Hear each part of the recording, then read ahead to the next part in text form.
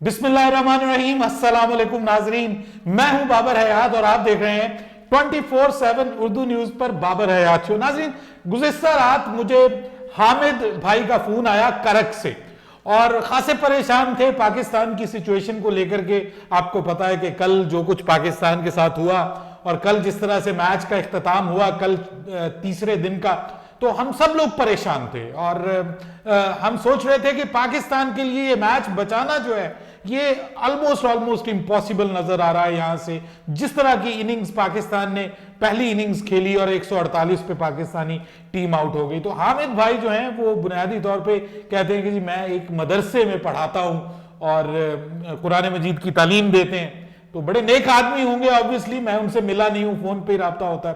करक की क्रिकेट के हवाले से बहुत ज्यादा इंस्पायर्ड हैं और बहुत बात करते हैं कि बाबर भाई करक के हवाले से बात करें। करक जो है ये केपीके का एक डिस्ट्रिक्ट है और यहां से आकिफ जावेद जो है फास्ट बॉलर, आपने देखा होगा इस्लामाबाद यूनाइटेड की तरफ से भी खेला आकिफ जावेद, वो इसी जगह से उसका ताल्लुक है, इसी जिला से ताल्लुक है।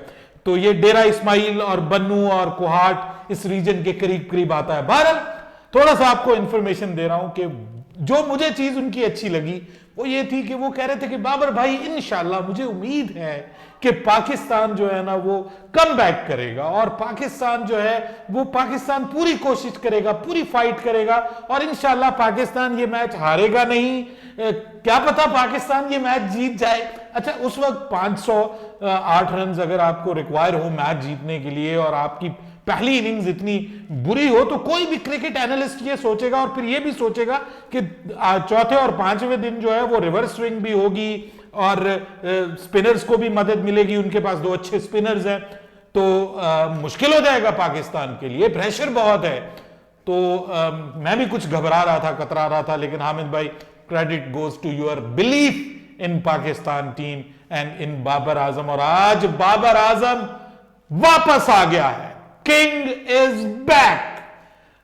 वो कहते हैं ना कि king is back with a bang. Babar Azam, वो कहते हैं ना कि टेक अ बो, कमाल किया है बाबर आजम ने। आज उसने बताया कि जो आज इनिंग्स खेली है ना, मैं आपको बताऊं कि दो इनिंग्स उसकी टेस्ट में ऐसी हैं कि जो बहुत आउटली, जिसको आप कहते हैं कि हाईली क्लास इनिंग्स है उसकी और बहुत आला दर्जे की इनिंग्स वो कंसीडर की जाती हैं।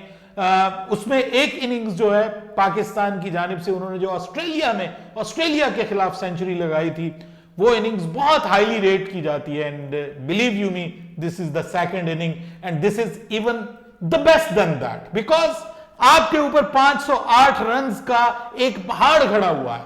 उसके बाद 506 या 508 जो भी थे, इतना बड़ा आपके ऊपर एक प्रेशर है। आपकी टीम जो है वो ऑलरेडी 148 पे आउट हो चुकी है और इनिंग्स की डिफीट की तरफ जा रही थी। लेकिन गुज़िश्ता रोज अब मैं ये कहूंगा कि बहुत बड़ा ब्लंडर किया है ऑस्ट्रेलिया ने पाकिस्तान को रात रेस्ट देके। उन्होंने, मैं मानता हूं कि उन्होंने अपने बॉलर्स को भी रेस्ट दिया और उन्होंने बैटिंग का फैसला किया, लेकिन इस दौरान जो पाकिस्तान के बल्लेबाजों को रेस्ट मिला है, ओवरनाइट सारा रेस्ट मिला है उससे, और जो उन्होंने आपस में ऑब्वियसली मीटिंग्स की होंगी, बैटिंग कोच के साथ प्रैक्टिस की होगी, जो कुछ भी सब कुछ किया, वो पाकिस्तान के लिए बेहतर साबित हो गया। A new day, a new scenario all together. कल अगर पाकिस्तान को, जिस तरह से पाकिस्तान 148 पे आउट हुआ है, अगर पाकिस्तान को दोबारा बैटिंग करवा दी जाती, फॉलो ऑन कर दिया जाता,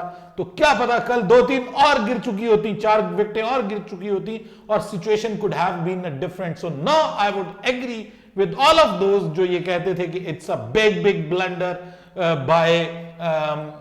बाय बेसिकली ऑस्ट्रेलिया, और सारे कमेंटेटर्स भी इस पे एग्री थे। हम भी ये कहते थे कि ये स्ट्रेंज है, लेकिन जो सिचुएशन लग रही थी उससे ऐसा अंदाजा हो रहा था कि शायद चौथे दिन से ज्यादा, तीसरे दिन से ज्यादा बुरी विकेट खेलेगी, लेकिन wicket still is not bad to bat. और कहां गया वो ऑस्ट्रेलिया का वो लीथल किस्म का अटैक जिसमें कमिंस और जो स्टार्क हैं वो दोनों बड़ी जबरदस्त किस्म की रिवर्स स्विंग कर रहे थे, लेकिन आज उन दोनों की रिवर्स स्विंग नजर नहीं आई।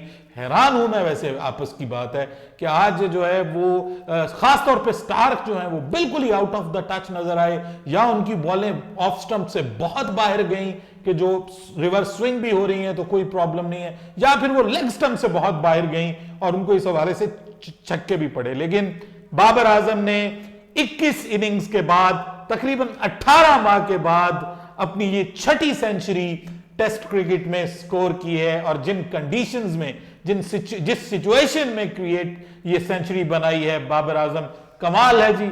और अफसोस ये हो रहा है कि बाबर आजम की आज इनिंग्स थी और क्राउड नहीं था वहां पे, बस गिनती का क्राउड आप कह लीजिए। कुछ एक आध स्टैंड जो था वो कराची के नेशनल स्टेडियम में भरा हुआ था क्राउड से, अदरवाइज क्राउड वहां पे मौजूद नहीं था। बेचारे हम सब की तरह, ऑब्वियसली हम सब पाकिस्तान के क्रिकेट फैंस हैं और हम डिजेक्टेड थे कि हमें नहीं लग रहा था कि कुछ अनहोनी हो जाए, लेकिन अनहोनी हो गई है जी। सो फार एक्स्ट्रा ऑर्डिनरी पाकिस्तान आज खेला जी।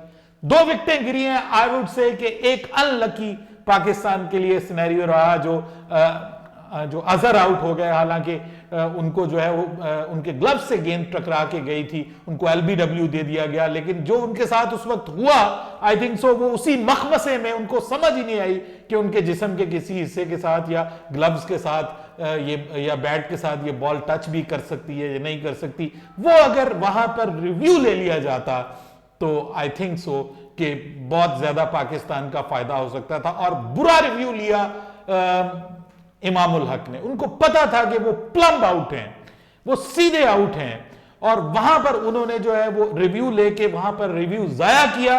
और उसके बाद जब ये दूसरे रिव्यू का मौका आया तो दोनों खिलाड़ियों के जहन में ये मसला भी आ गया कि अगर हमने गलत रिव्यू ले लिया तो हमारे 2 रिव्यू जाया हो जाएंगे, तो हमारा क्या बनेगा।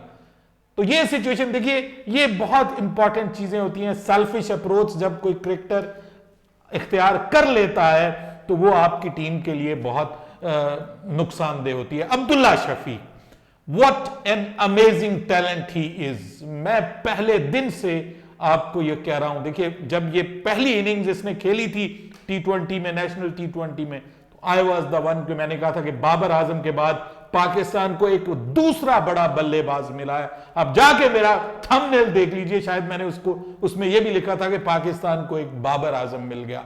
क्या कमाल का उसने डिफेंसिव गेम खेली आज। देखिए, आप बहुत सारे लोग कहते हैं कि जी उसने 40 ओवर खेल लिए और उसने सिर्फ इतना रन्स बनाए, वो सेंचुरी भी नहीं कर सका। देखिए, according to the circumstances, according to the situation, Abdullah Shafique ने आज जो परफेक्ट बैलेंस के साथ, जबरदस्त तरीके के साथ जो डिफेंड किया है, देखिए ये भी एक आर्ट है। This is the test cricket कि जरूरी नहीं है कि आपको हर वक्त शॉट्स ही लगानी है। अकॉर्डिंग टू द सिचुएशंस आपको बैकफुट पे जाना पड़ता है, आपको डिफेंड करना पड़ता है। और स्पिनर्स को जिस तरह से उसने डिफेंड किया फ्लॉलेसली, अब्दुल्ला शफीक की इनिंग्स फ्लॉलेस है। बाबर आजम को एक मौका मिला है, जो कैच ड्रॉप हुआ बाबर आजम का, मैं ये समझता हूं कि वो मैच भी ड्रॉप हो सकता है ऑस्ट्रेलिया के हाथ से। अब पाकिस्तान को 314 रन चाहिए, आज 192 पाकिस्तान ने बनाए। ये चौथी इनिंग्स की हाईएस्ट एवर पार्टनरशिप है इन नेशनल क्रिकेट स्टेडियम कराची। सो ये एक बड़ा रिकॉर्ड भी आज बाबर आजम और अब्दुल्ला शफीक ने मिलकर कायम किया है। और इसके बाद अब बड़ा इंपॉर्टेंट दिन आने वाला है, 5वां दिन। सबकी नजरें 5वें दिन पे होगी। एक रियल इंट्रीगिंग क्रिकेट देखने को मिल सकती है। अब आप कह सकते हैं कि Pakistan is sniffing chance of winning this test match as well. कुछ भी हो सकता है। बहरहाल मतलब ये बहुत ज्यादा ऑप्टिमिस्टिक होना है कि अगर मैं कह दूं कि पाकिस्तान ये मैच जीत जाएगा, जीत सकता है। मतलब 314 रन 90 ओवर्स में बन सकते हैं, but all depends how Pakistan starts tomorrow on the 5th day. Pakistan किस तरह से स्टार्ट करता है।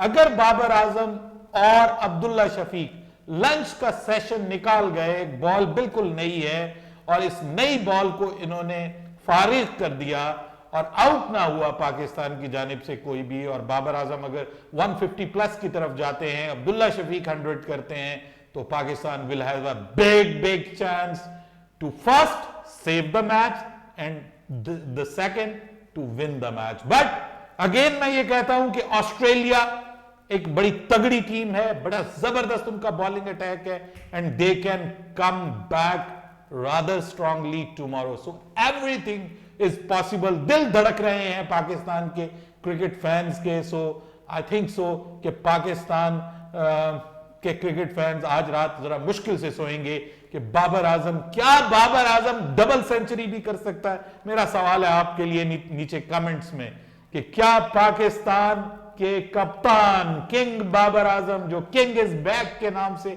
इस वक्त ट्विटर के ऊपर जो है वो हैशटैग चल रहा होगा, आई एम 100% श्योर, तो वो बाबर, किंग बाबर, क्या वो डबल सेंचुरी, अपनी फर्स्ट एवर डबल सेंचुरी इन टेस्ट क्रिकेट कर पाएंगे? अगर वो कर जाते हैं तो मैं आपको बिलीव यू मी, बाबर आजम अगर ये कर जाते हैं तो इंशाल्लाह पाकिस्तान मैच जीत भी सकता है। जीतने के chances I would say little less हैं, लेकिन अगर पाकिस्तान इस मैच को बचा भी जाता है ना, तो मैं कहता हूं कि it's like a win for Pakistan के लिए ये एक जीत की तरह है। लेकिन मजा आया है आज क्रिकेट देखने का। आज पाकिस्तान की जानिब से जो एक फाइट बैक, एक कैरेक्टर पाकिस्तान के बल्लेबाजों की जानिब से नजर आया, और एक ऑस्ट्रेलिया की बॉलिंग में की आंखों में आंखें डाल के जिस तरह से पाकिस्तान के ये दोनों बल्लेबाज जो हैं वो आज खेले हैं, credit goes to them and they both should take a bow. और मैं कहता हूं कि अमेजिंग, वेल डन पाकिस्तान। मुझे लगता है जो कल हमने क्रिटिसिज्म किया वो आज काम आ गया, और पाकिस्तान के इन बल्लेबाजों ने बड़ा तगड़ा जवाब दिया। लेकिन बाबर आजम ने उनको लड़कों को बिठा दिया था सेंचुरी करने के बाद और कहा था कि बैठ जाओ, job is still not done, हमें इस मैच को बचाना है और फिर आगे जीतने की तरफ जाना है। सो आई थिंक तब जॉब डन होगी and it can be a history in making tomorrow इंशाल्लाह। ये दुनिया क्रिकेट में कभी ऐसा नहीं हुआ कि इतना बड़ा टारगेट जो है वो आखिरी इनिंग्स में किसी भी ग्राउंड में चेज हुआ हो। सो एक हिस्टोरिकल लास्ट इनिंग्स हो सकती है, हिस्टोरिकल लास्ट डे हो सकता है। All three results are possible. Percentage में आप मुख्तलिफ कर सकते हैं, लेकिन all three results are possible and that is the beauty of cricket. अपनी राय दीजिएगा कमेंट सेक्शन में। बाबर हयात को इजाजत दीजिएगा। अल्लाह हाफिज।